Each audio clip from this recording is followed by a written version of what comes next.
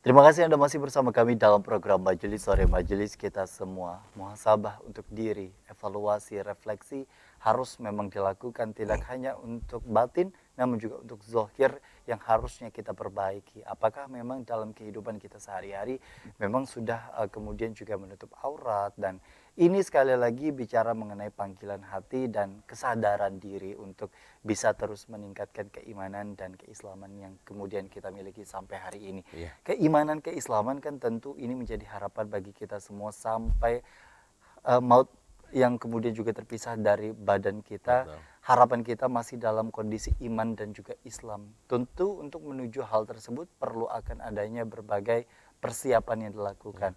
Nah, bicara mengenai persiapan yang dilakukan, Pak, hal-hal yang kita ketahui yang menjadi kewajiban adalah sholat. Kemudian juga mungkin diiringi di masa-masa seperti ini seperti sodakoh, kemudian juga hal-hal yang sifatnya berbuat baik dan lain sebagainya.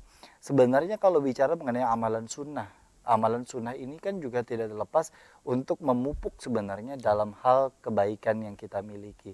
Sejauh mana ini dirasa penting Pak dalam kehidupan sehari-hari? Baik. Allah Subhanahu wa taala telah menetapkan kewajiban-kewajiban kita. Sebelum lebih jauh membahas itu, kita harus pahami dulu makna kewajiban untuk kita itu apa ya. Betul.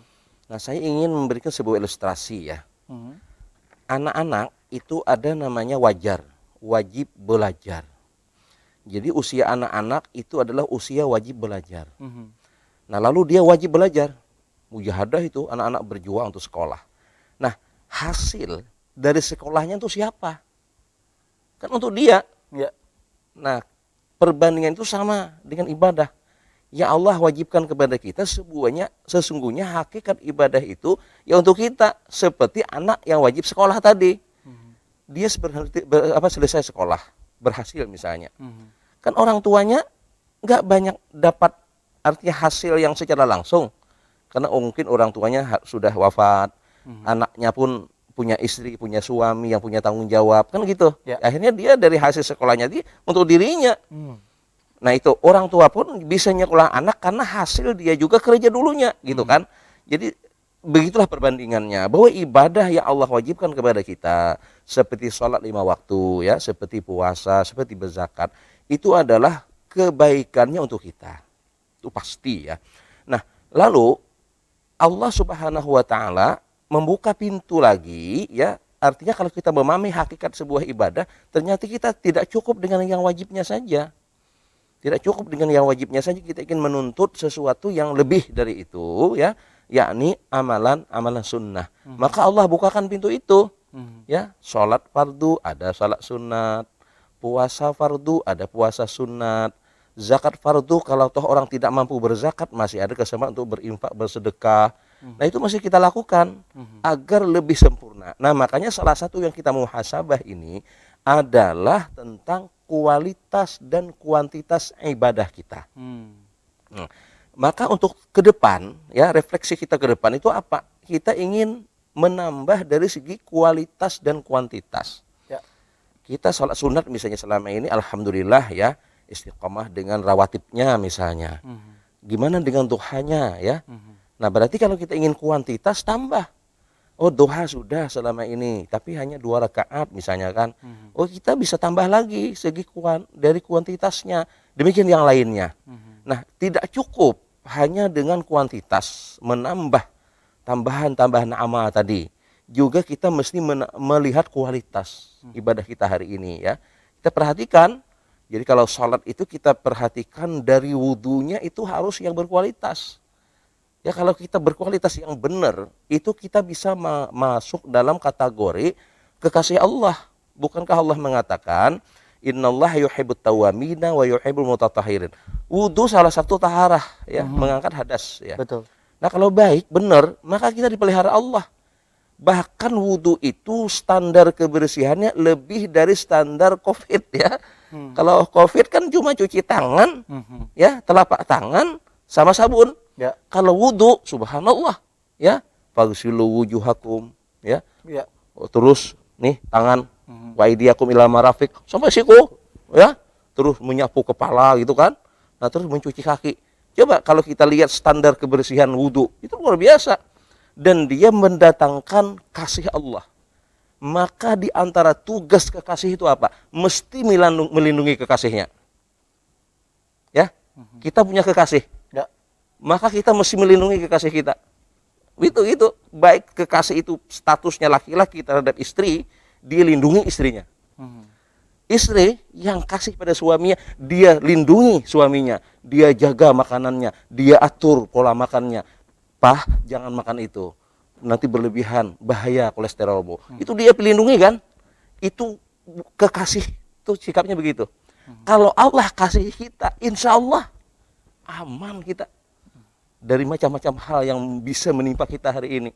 Nah, kita tuntutlah apa yang diperintahkan Allah kepada kita, apakah itu yang wajib, apa itu yang sunnah, yang sampai nanti kita dikasihi Allah. Baik. Kalau orang dikasih Allah, Allahu Akbar. Baik. Nih tugas kita. Ya, jadi kita evaluasi gimana status kita sekarang di hadapan Allah, kita tingkatkan. Nah, jadi tugas kita sekarang introspeksi, ya, muhasabah. Kalau baik, bagus, doa kepada Allah. Ya, syukur kepada Allah, berdoa untuk dipertahankan hingga husnul khatimah.